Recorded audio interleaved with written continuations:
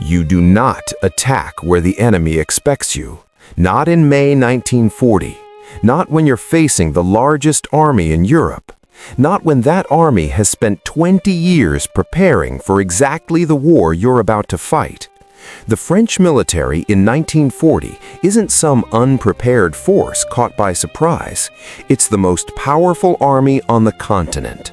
4 million men under arms, 3,000 tanks, more artillery than Germany, and most importantly, the Maginot Line.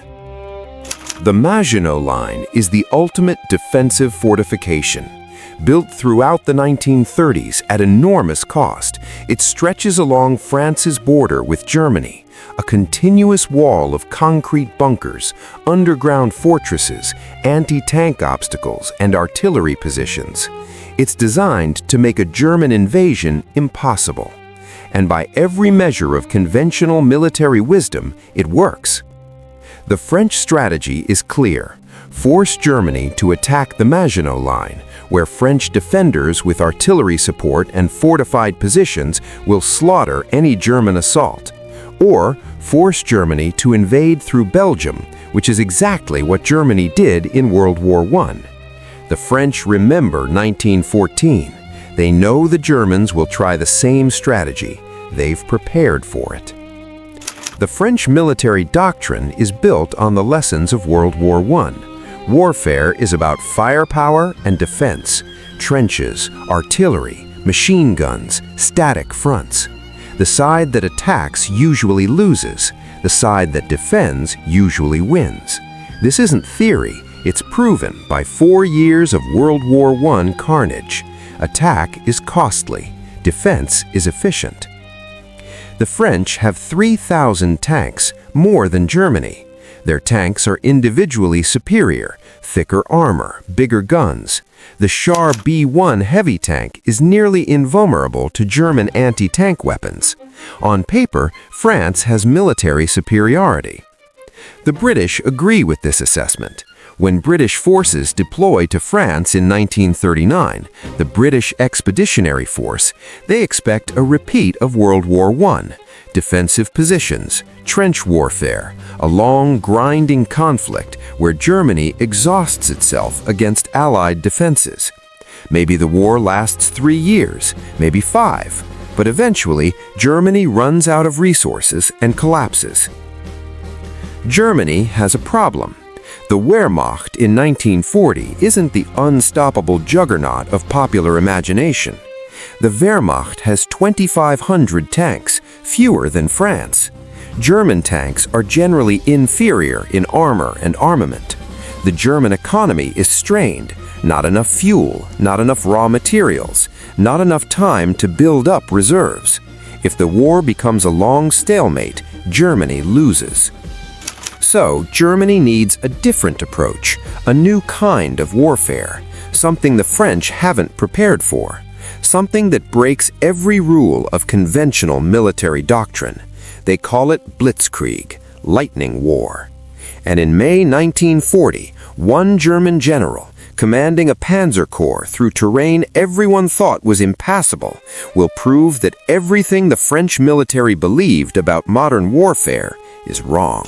His name was Heinz Wilhelm Guderian, 52 years old in May 1940, a career Prussian officer from a military family. His father served in the German army. His sons would serve.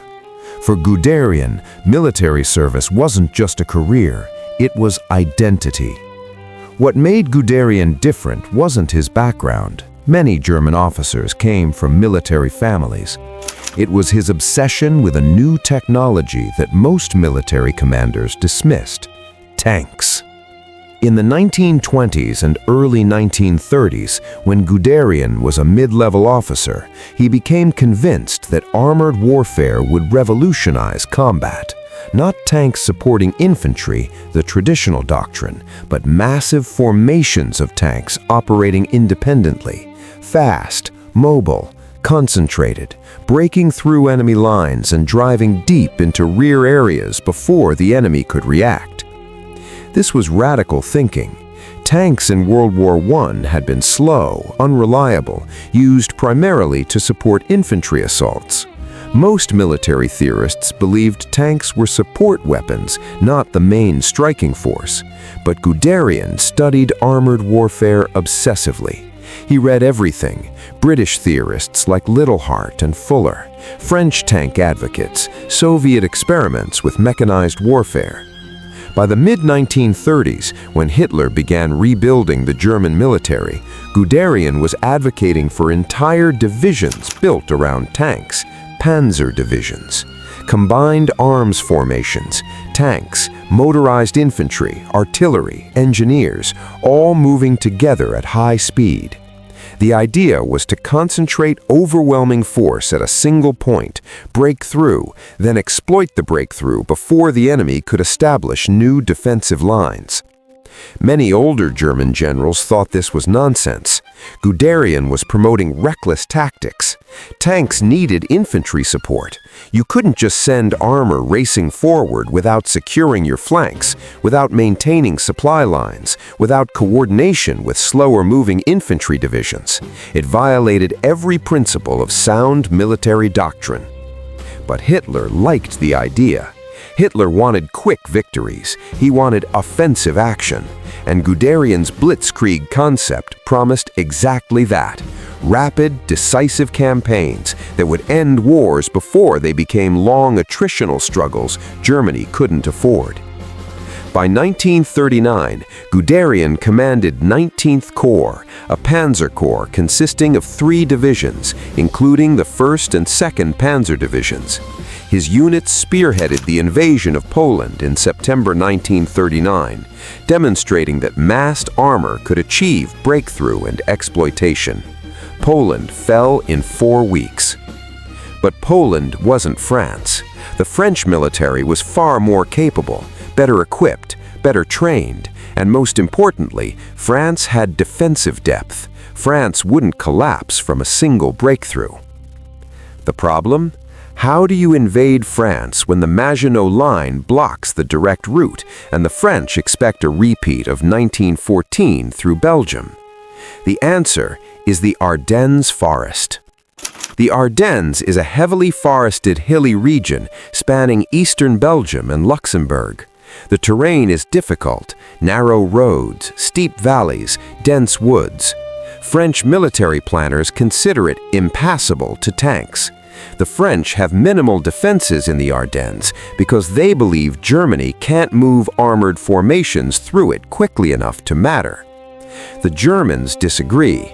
Guderian and other panzer commanders argue that while the Ardennes is difficult terrain, it's not impossible. If German armor can push through the Ardennes quickly, before the French realize what's happening, they can reach the Meuse River at Sedan, cross it, and establish a bridgehead. If they're delayed, if the French have time to reinforce Sedan, the entire operation collapses. Guderian is in the lead vehicle. He doesn't command from a headquarters miles behind the front. He commands from the front, moving with his panzer divisions, making decisions in real time.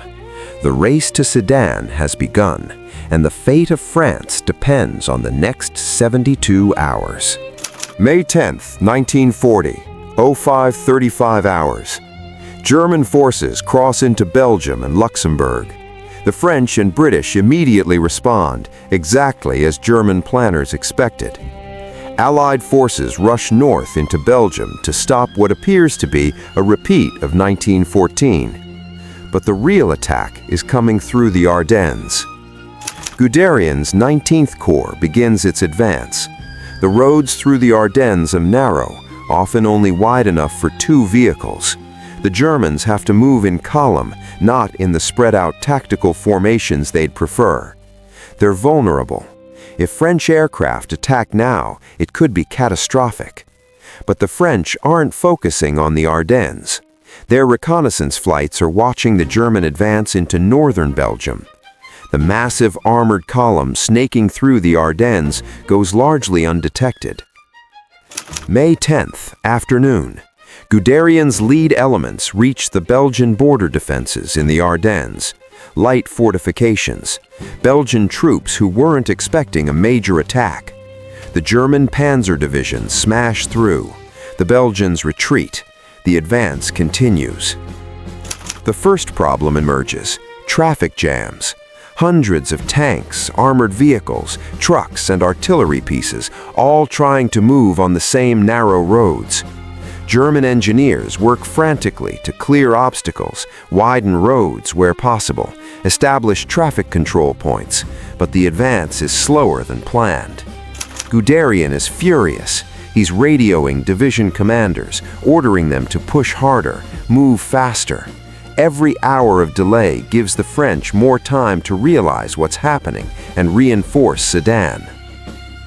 May 11th.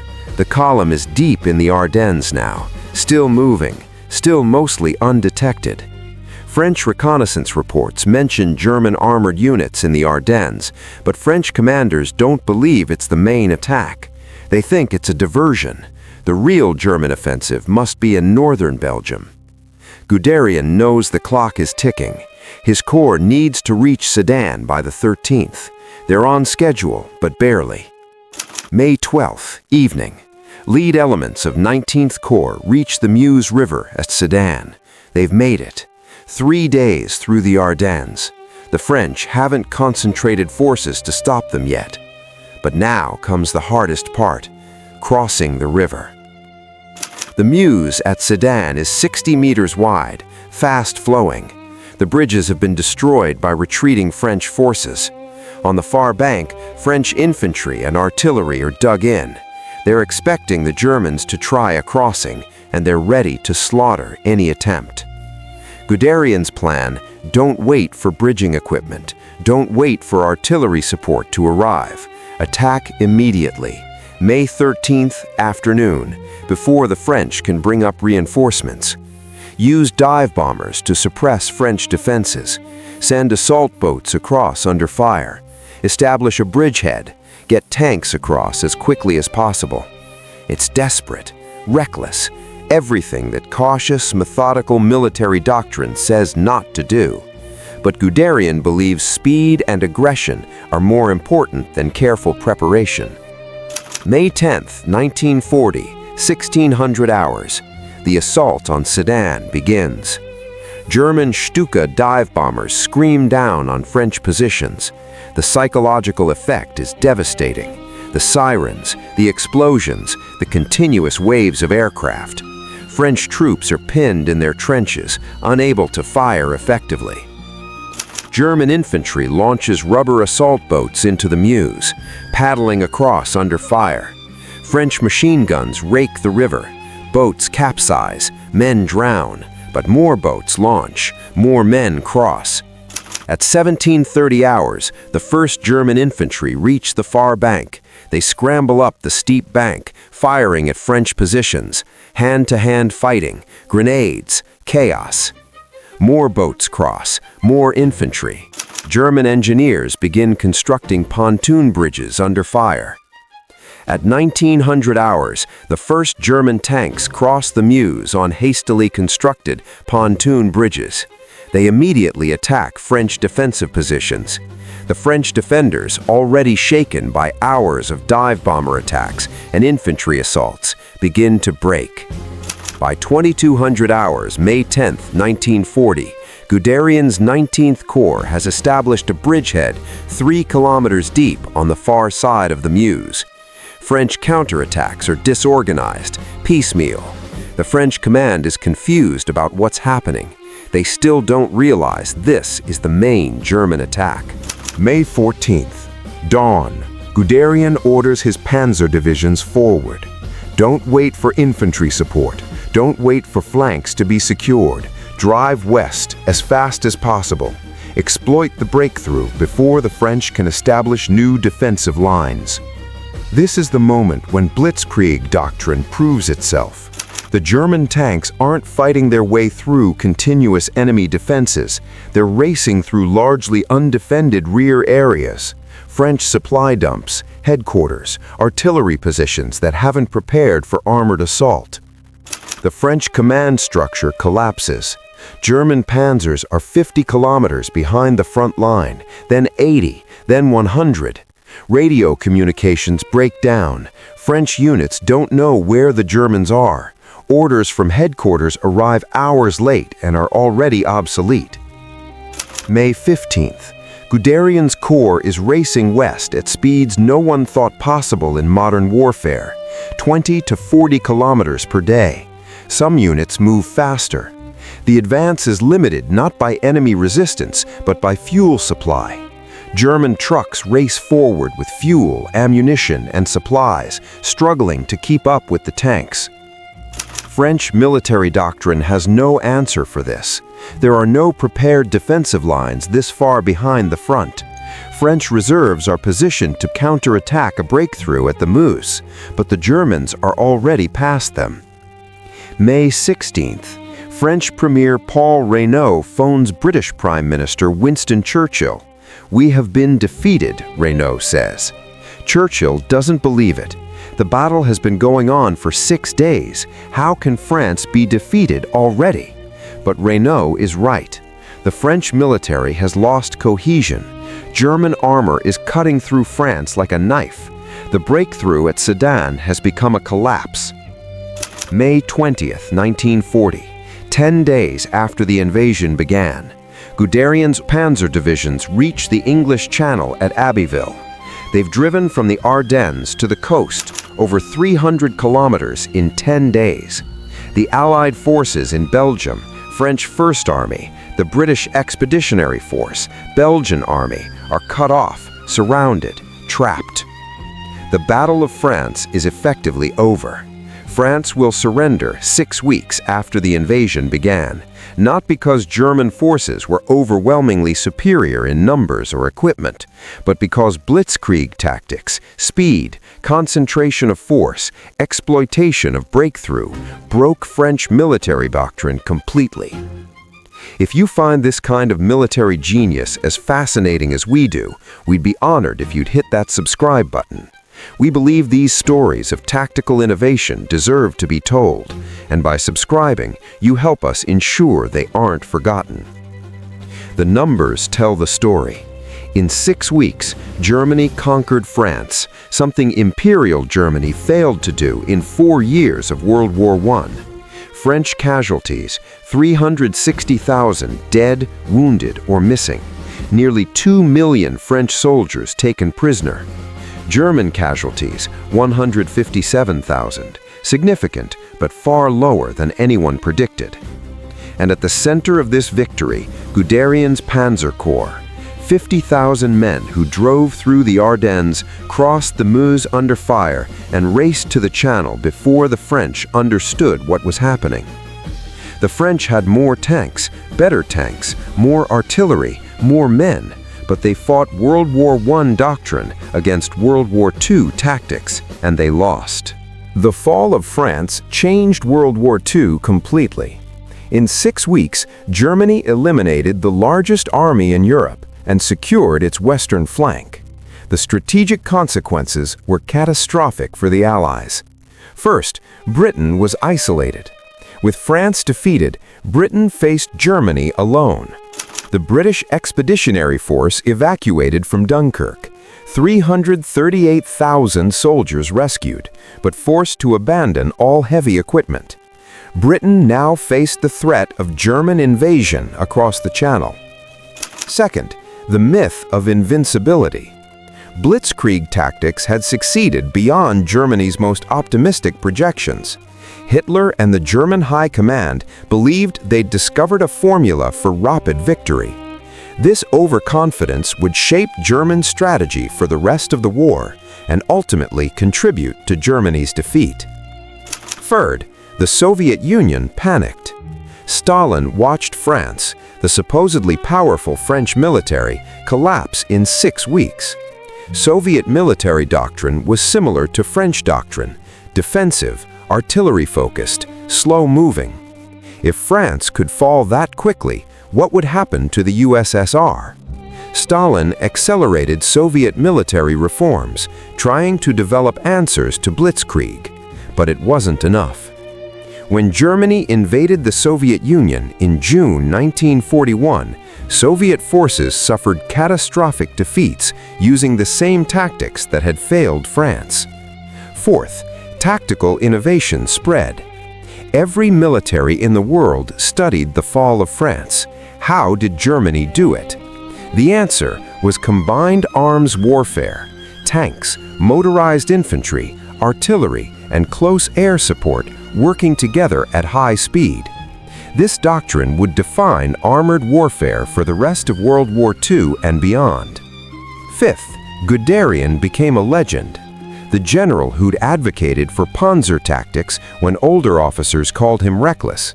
The commander who drove his corps through the Ardennes and crossed the Meuse when conventional wisdom said it was impossible. Guderian's reputation was made. But there was a dark side to this success. The speed of victory convinced Hitler that Germany could defeat anyone using Blitzkrieg tactics. When Operation Barbarossa, the invasion of the Soviet Union, began in 1941, German strategy assumed Soviet forces would collapse like France had. Race forward, break through, drive to Moscow before winter. It didn't work. The Soviet Union was too large. Soviet forces, while badly led initially, didn't collapse. They retreated, regrouped, and kept fighting. Blitzkrieg tactics, designed for short campaigns of maneuver warfare, struggled in the vast spaces of Russia. German supply lines stretched, units became isolated. Winter arrived. Guderian, commanding Panzer forces during Operation Barbarossa, reached the outskirts of Moscow in December 1941. Then the offensive stalled. Soviet counterattacks pushed German forces back. For the first time, Blitzkrieg had failed to achieve decisive victory. Guderian clashed with Hitler over strategy. Guderian wanted to consolidate positions, shorten supply lines, prepare for renewed offensive in spring. Hitler ordered attacks to continue regardless of casualties or conditions. The relationship between Hitler and Guderian, the architect of Germany's greatest victory, deteriorated. The irony is profound. Blitzkrieg tactics won the Battle of France so decisively that Germany overestimated their effectiveness. The very success that made Guderian famous contributed to Germany's strategic overreach. By 1943, with Germany fighting on multiple fronts, Russia, North Africa, eventually Italy and France again, the limitations of Blitzkrieg became apparent. It's a doctrine for offensive warfare, for quick victories. It doesn't work for defensive warfare. It doesn't work for long campaigns of attrition. It doesn't work when you're outnumbered and surrounded. The Allies learned from France's mistakes. By 1944, when Allied forces invaded Normandy, they understood armored warfare. They developed their own combined arms doctrine. American and British tank divisions operating using principles Guderian had pioneered, but with superior numbers, better logistics, and air superiority Germany could no longer match. The Battle of France in 1940 demonstrated that speed and tactical innovation could overcome numerical superiority, but it also taught a dangerous lesson, that wars could be won quickly through audacity alone. That lesson would cost Germany the war. Heinz Guderian survived World War II. After clashing with Hitler multiple times over strategy, he was dismissed from command in 1941, briefly recalled as Inspector General of Armored Troops in 1943, and finally dismissed again in 1945 as Germany collapsed. He was captured by American forces in May 1945. Interrogated. The Americans wanted to understand how Germany had achieved the victory in France. Guderian explained his tactics, his doctrine, the principles of armored warfare he'd developed. He was never tried for war crimes. Unlike many German generals, Guderian's record was primarily military, not political. He was held as a prisoner of war until 1948, then released. Guderian spent his final years writing memoirs, Panzer Leader, published in 1951. The book became influential, studied by military officers worldwide. He died in 1954, at age 65, having lived to see his tactics become the foundation of modern armored warfare. His 3 sons all served in the Wehrmacht.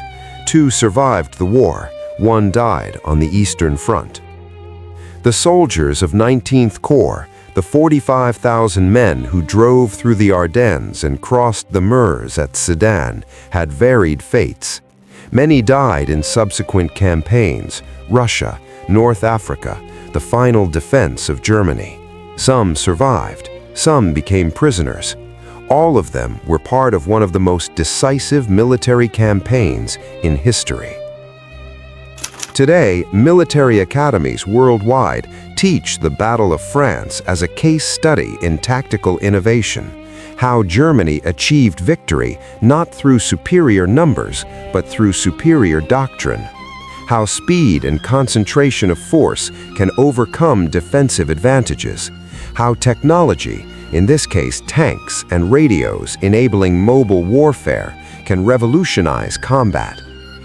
But the Battle of France also teaches cautionary lessons about overconfidence, about assuming one successful strategy will work in all circumstances, about the danger of believing your own propaganda. France fell not because French soldiers lacked courage, not because French equipment was inferior. France fell because French military doctrine was 20 years out of date, because French commanders expected to fight World War I again, because they prepared for the last war instead of the next one. The Maginot Line still stands. You can visit it. Massive concrete fortifications, artillery positions, underground barracks. It's a monument to a defensive strategy that was obsolete before the war began. The Germans never attacked it directly, they simply went around it. The Ardennes forest where Guderian's Panzer Corps began its drive is quiet now, peaceful. But if you know where to look, you can still find traces of the 1940 campaign. Tank tracks worn into rock, destroyed pillboxes, memorials to units that fought and died. And in Sedan, where German forces crossed the Meuse on May 13, 1940, there's a memorial, not celebrating the German victory, but commemorating the French soldiers who defended the crossing. They fought according to their training, their doctrine, their understanding of warfare. It wasn't enough, but they fought anyway. The lesson of Blitzkrieg isn't just about tactics, it's about adaptation, about recognizing when the nature of warfare has changed, about not fighting the last war.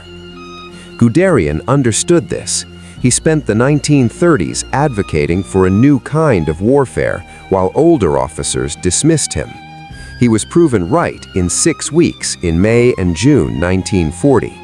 But even Guderian's tactics eventually became obsolete. By 1944, everyone understood armored warfare. The Allies had learned, and they had more tanks, more fuel, more everything.